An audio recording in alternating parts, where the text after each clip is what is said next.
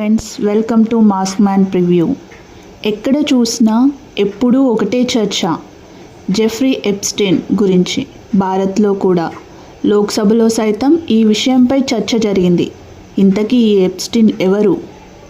ఎందుకు ప్రపంచంలోని ఎంతోమంది ప్రముఖులతో అతనికి సంబంధాలు ఉన్నాయని చెబుతున్నారు?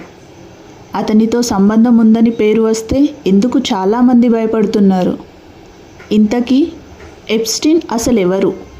ఈరోజు మనం ఈ విషయాన్ని పూర్తిగా వివరంగా తెలుసుకుందాం. టీచర్, ఇన్వెస్టర్, లాబీయిస్ట్, ఇలా అమెరికా సమాజంలో ఉన్నత స్థాయి వ్యక్తుల మధ్య చెలామణి అవుతున్న ఓ కామాంధుడి వ్యవహారం ప్రభుత్వాల్ని వణికిస్తుంది.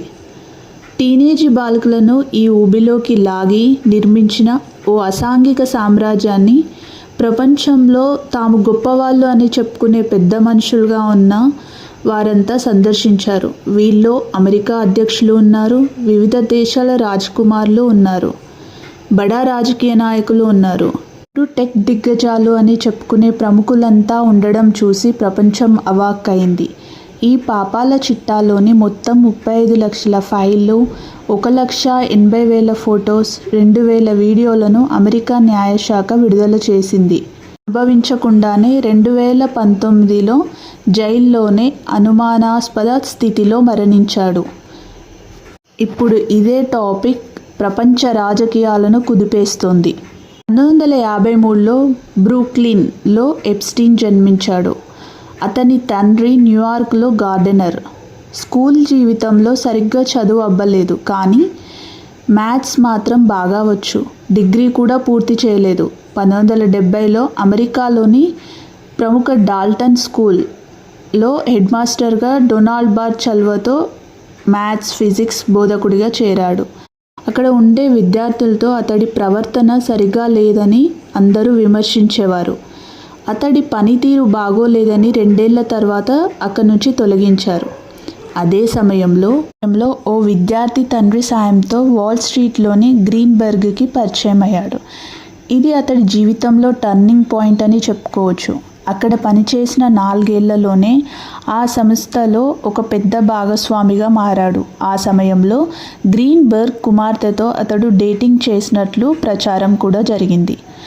సంపన్న ఖాతాదారులను డీల్ చేయడంలో చాలా పెద్ద దిట్టగా పేరు తెచ్చుకున్నాడు. ఆ తర్వాత ఇంటర్ కాంటినెంటల్ అసెట్స్ గ్రూప్ అనే ఫైనాన్స్ కంపెనీని స్థాపించాడు. ఈ క్రమంలో తాను CIA ఏజెంట్ అని చెప్పుకోవడం మొదలుపెట్టాడు. అతడి వద్ద ఆస్ట్రియా పాస్పోర్ట్ కూడా ఉండడం గమనార్హం. ఈ సమయంలోనే స్టీవెన్ హోఫెన్బర్గ్ వంటి సంపన్నులతో పరిచయం ఏర్పడింది. ముఖ్యంగా సౌదీకి చెందిన ఆయుధ దళారి అద్నాన్ ఖషోగ్గీతో కలిసి భారీ డీల్ చేయడంతో పెద్ద మొత్తంలో సంపాదించాడు. కొన్నాళ్లకు స్టీవెన్తో కలిసి టవర్ ఫైనాన్షియల్ కార్పొరేషన్లో పనిచేశాడు. ఈ సంస్థలో ఉంటూనే సొంతంగా అసెట్ మేనేజ్మెంట్ కంపెనీ మొదలుపెట్టాడు. ఆ తర్వాత టవర్ ఫైనాన్షియల్ని వదిలేశాడు. వరకు ఏ పని చేసినా దాని వెనకాల ఎప్స్టీన్ ఏదో ఒక వక్రమార్గం పడుతూనే ఉన్నాడు. ఆ తర్వాత కూడా ఆ బుద్ధిని కొనసాగించాడు. కొత్త కంపెనీలో ఓ ప్రముఖ ఫ్యాషన్ బ్రాండ్ CEOతో పరిచయం పెంచుకొని రైట్ హ్యాండ్గా మారిపోయాడు. ఎప్స్టీన్ తాను సంపాదించిన సొమ్ముతో ఫ్లోరిడాలో ఓ భవనాన్ని కొనుగోలు చేశాడు. న్యూ మెక్సికోలో ఓ ర్యాంచ్ను సొంతం చేసుకున్నాడు. ఇక న్యూయార్క్లో అతిపెద్దదైన ప్రైవేట్ హోమ్ని దక్కించుకున్నాడు. మోడల్స్, కళాకారులు, హై ప్రొఫైల్ వ్యక్తులతో ఆ భవనాల్లో కలిసేవాడు. ఈ ఇళ్లలో రహస్య కెమెరాలను అమర్చి అక్కడి కార్యకలాపాలను రికార్డ్ చేసి దాచడం మొదలుపెట్టాడు. 1996లో తన సంస్థ పేరును ఫైనాన్షియల్ ట్రస్ట్ కంపెనీగా పేరు మార్చి వర్జిన్ ఐలాండ్స్లోని హెడ్ ఆఫీస్ని మార్చాడు. అక్కడ ట్యాక్స్ తప్పించుకోవడానికే ఇలా చేసినట్టు నిఘా వర్గం సమాచారం. ఇతడికి ఓ ప్రైవేట్ బోయింగ్ 747 విమానం కూడా ఉంది. దానిలో హై ప్రొఫైల్ మిత్రులతో కలిసి విదేశాలకు, తను సొంతంగా ఒక ద్వీపం ఉంది అక్కడికి వెళ్ళేవాడు. ఈ విమానాన్ని వర్జిన్ ద్వీపాల్లో స్థానికులు లోలితా ఎక్స్ప్రెస్గా పిలిచేవారు. తరచూ దీనిలో యువతులు, బాలికలు అనుమానాస్పదంగా కనిపిస్తుండడంతో ఈ పేరు పెట్టారు. ఈ ఫ్లైట్ లాగ్స్లో అమెరికా మాజీ అధ్యక్షుడు బిల్ క్లింటన్, ట్రంప్ తో సహా చాలామంది పేర్లు బయటకు వచ్చాయి. 1990 నుండి 2000 ప్రారంభం వరకు ఎప్స్టీన్, డొనాల్డ్ ట్రంప్ మధ్య సన్నిహిత సంబంధాలున్నాయి. తర్వాత కాలంలో పామ్ బీచ్ భవన వేలం విషయంలో విభేదాలు మొదలయ్యాయి. అప్పుడు బిడ్లో ట్రంప్ విజయం సాధించినా తన క్లబ్లోని యువతితో అసభ్యంగా ప్రవర్తించాడంటూ 2007లో అతన్ని బహిష్కరించినట్లు చెబుతారు. నిజానికి చెప్పాలంటే 2005లో ఎప్స్టీన్పై బాలికను లైంగిక కార్యకలాపాలకు వాడుకున్న కేసు నమోదైంది. దీనిలో 2008లో దోషిగా తేలడంతో 18 నెలలు జైలు శిక్ష విధించారు. ఎప్స్టీన్ విద్యార్థులను మోసపూరితంగా లొంగదీసుకుని వారు మరొకరిని ఈ రొంపిలోకి లాగేటట్లు ఓ నెట్వర్క్ను సృష్టించాడు. ఇందుకు అతడి స్నేహితురాలు గిస్లైన్ మాక్స్వెల్ సహకరించేది. దీనికి ఒక ఉదాహరణగా చెప్పుకోవచ్చు.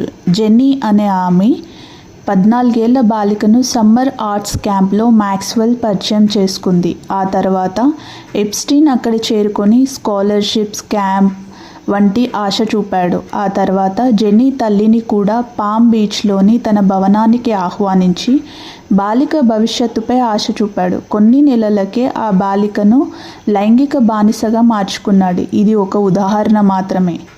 డిపార్ట్మెంట్ ఆఫ్ జస్టిస్ ప్రకారం 1000 మంది వరకు మహిళలను ఇలా లొంగదీసుకున్నట్లు అంచనా. బయటకు రాని వారు ఇంకా ఎక్కువే ఉంటారు. ముఖ్యంగా కళ్ళు చెదిరే స్కాలర్షిప్స్, ఉన్నత వర్గాలతో సంబంధాలు, మాన్హాటన్ టౌన్ హౌస్ పార్టీలు వంటివి వాళ్ళకి ఎరగా వేసేవాడు. తూర్పు ఐరోపాలోని దేశాల్లో మోడలింగ్ కాంటాక్ట్లను అడ్డం పెట్టుకుని అక్కడి మహిళలను అమెరికా రప్పించేవాడు. సైనిక ఘర్షణల్లో ఉండే యుగోస్లోవియా వంటి దేశాల్లోని బాలికలను టార్గెట్ చేసేవాడు. ఇక మాక్స్వెల్ పాఠశాలను సందర్శిస్తూ బలహీన కుటుంబాల నుంచి వచ్చే బాలికలను గుర్తించి వారికి ఎరవేసేది. ఎప్స్టీన్ మసాజ్కు $300 చెల్లించి మరో బాలికలను తీసుకొస్తే ఇంకో $300 ఇస్తాను అని చెప్పేవాడని టైమ్స్ కథనంలో పేర్కొంది. ఎప్స్టీన్ తన పరపతి పెంచుకోవడంతో పాటు నెట్వర్క్ను విస్తరించుకోవడానికి చాలా పార్టీలను నిర్వహించేవాడు. విచ్చలవిడి శృంగారంతో సాగే వీటి కోసం సమాజంలో హై ప్రొఫైల్ వ్యక్తులు కూడా దీన్ని హాజరయ్యేవారు. ఇంకా ఈ మ్యాటర్కు సంబంధించిన ఫైల్స్ను అమెరికా ప్రభుత్వం విడుదల చేసింది. ఇందులో Prince Andrew, Elon Musk, Richard Branson, Wexner, Michael Jackson, Sarah Ferguson, Bill Gates, Donald Trump, Bill Clinton, Ehud Barak, Larry Summers, Howard Lutnick, Sergey Brin, Steve Bannon ఇలా చెప్పుకుంటూ పోతే చాలా పెద్ద లిస్టే ఉంది. ఎప్స్టీన్ను 2019 జూలైలో వివిధ ఆరోపణలపై న్యూయార్క్ సిటీలో అరెస్ట్ చేశారు. ఆ తర్వాత అతడికి బెయిల్ నిరాకరించారు. ఆ తర్వాత కొన్ని రోజుల్లోనే జైల్లో మెడపై గాయాలతో అనుమానాస్పద స్థితిలో మరణించాడు. అతడి భవనాలు, ప్రైవేట్ ద్వీపం నుంచి స్వాధీనం చేసుకున్న ఫైళ్లను ఇప్పుడు అమెరికా ప్రభుత్వం విడుదల చేసింది. ఇదండి ఈరోజు మనం ఎప్స్టీన్ గురించి తెలుసుకున్నాం. ఇలాంటి మరిన్ని విషయాల కోసం please subscribe my channel. Thank you.